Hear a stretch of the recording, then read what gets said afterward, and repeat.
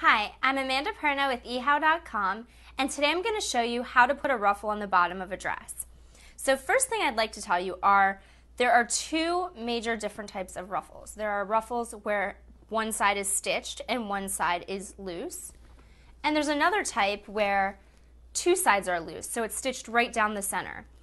I personally like this style better. I think it has a little bit more movement, is a little bit more interesting. So this is the type that I'm going to show you today. This is very easy. You can do this to anything that you have with very little sewing skills. So let's get started. First things first, you get your garment. So I have this really cute little pink dress, but it's kind of plain and needs something added.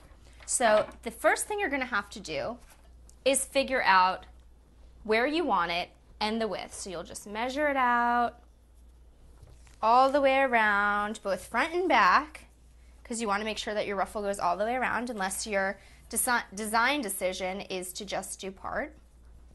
So here we have 47 inches. I like to do a 2-to-1 ratio, which means your fabric is going to be doubled whatever your length needs to be. So because this is so big, we're probably going to have to make 4 of these in order to get all the way around, but that depends on the width of your fabric. So that's one thing you'll have to figure out, and make sure you ask when you buy your fabric what the width of the fabric is, so that way you know, or you can even measure it, but it's a little bit easier if you ask. That way you know how many ruffles it takes to cover the whole dress. So once you have your measurements and you've done all of your math, the next step is to cut your fabric. So I know that I am interested in having a 2-inch ruffle, and I know how long it needs to be, and for time's sake I'm just going to make a little sample so you see what you need to do. You're just going to take some chalk or a marker, whatever you'd like to use. You're going to trace off however wide you want it to be. Like I said, mine's going to be 2 inches. So I have my 2-inch mark. You're going to take your scissors,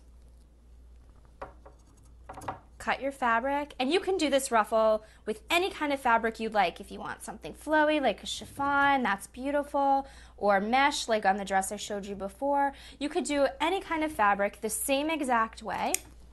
This will work for anything. So you cut your ruffle. Okay, so once your ruffle is cut, the next step is to do a gathering stitch. So all that means is you're going to take the machine, run a stitch, and you're going to pull thread. This is why I say a 2-to-1 ratio is better, because once you pull the threads, it's not going to be that wide anymore. So you want it to be in the center of your thing. You're going to make sure that your stitch length is high. I like to do gathering stitches on 5.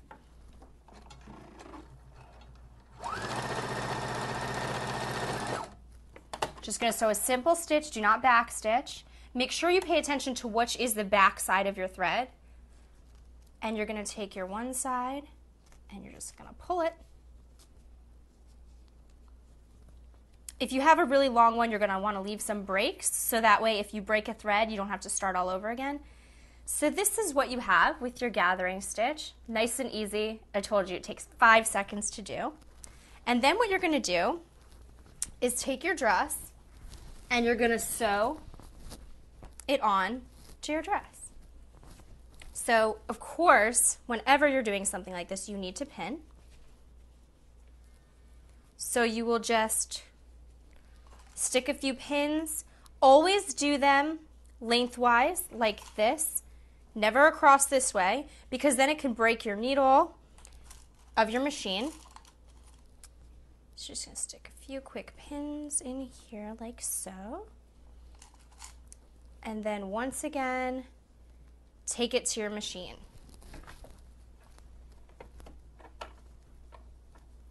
It's best if you can try to get it on the same stitch, so that way you don't have stitches all over your garment.